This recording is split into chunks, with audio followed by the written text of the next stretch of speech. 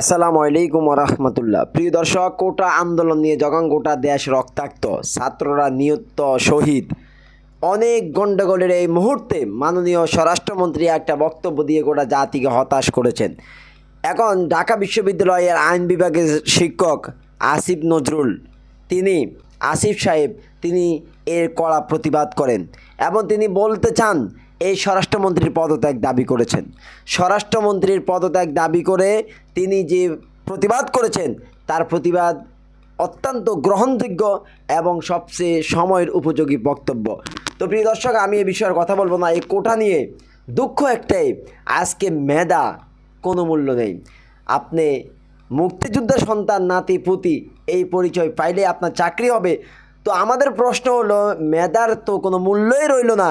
আপনি যে এত পড়াশোনা করলেন, আপনি অনার্স পাস করলেন, মাস্টার্স পাস করলেন, তারপরে পিএইচডি পর্যন্ত নিলেন, কিন্তু আপনার চাকরি নেই। তো এই পড়ালেখার কী মূল্য? প্রিয় দর্শক, চলুন আমরা আসিফ নজরুল সাহেবের এই বক্তব্য ক্লিপটি দেখি। তিনি বড় চমৎকার বক্তব্য দিয়েছেন। আমি শুধু ওই পুলিশ সদস্যের শাস্তি চাই না, আমি এই স্বরাষ্ট্রমন্ত্রীর পদত্যাগ চাই। ওনার যদি লজ্জা থাকে, ওনার মধ্যে যদি বিন্দু মাত্র মুক্তিযুদ্ধের চেতনা থাকে, ওনাকে জিজ্ঞেস করতে চাই মুক্তিযুদ্ধের চেতনা কি এই ছিল? 1971 সনে উনি কী করেছে? অপরাধবোধ ঢাকার জন্য উনি অতিরিক্ত মুক্তিযুদ্ধ সাজার চেষ্টা করে।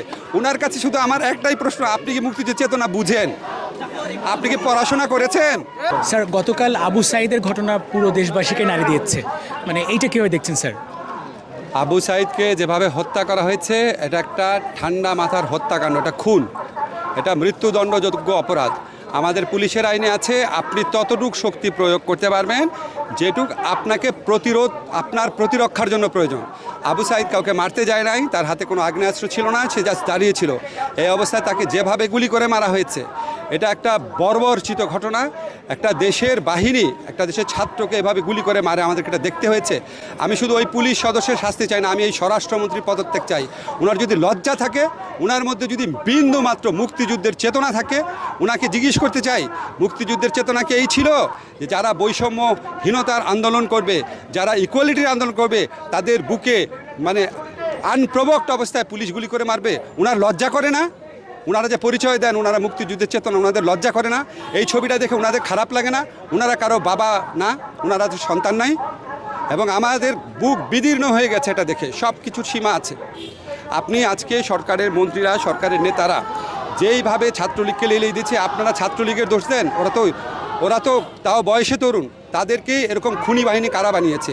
যেই ছাত্রলীগের হাত ধরে বাংলাদেশ স্বাধীন হয়েছে, সেই ছাত্রলীগকে খুনি বাহিনী কারা বানিয়েছে? যারা বানিয়েছে তাদের বিচার চাই।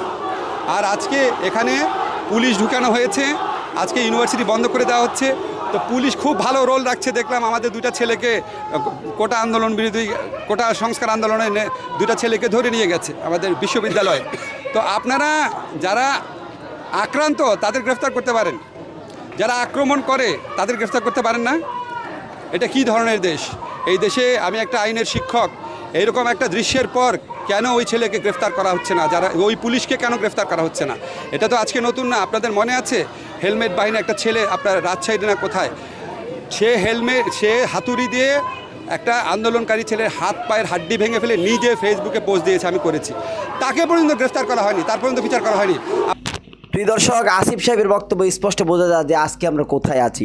বিশেষ করে আবু সাঈদ, যার কথা তিনি বলেছেন, এই আবু সাঈদকে যেভাবে গুলি করেছে, তিনি বুক পেতে দিয়েছেন, তার বোনের আর্তনাদ, তার পরিবারের আর্তনাদে আমাদের শরীরের পশম পর্যন্ত কেঁপে উঠেছে। আফসোস, আজকে কোনো বিচার ব্যবস্থা নেই। আজকে সমস্ত কিছু এলোমেলো দেশটাতে মনে হচ্ছে যে আমরা নিজেরাই আজকে বানাটিয়া। সবচেয়ে বড় দুঃখ হলো একটাই, কোটা আন্দোলনের এই দাবি যৌক্তিক দাবি, এই দাবি সরকার মেনে নেওয়া সরকারের জন্য জরুরি।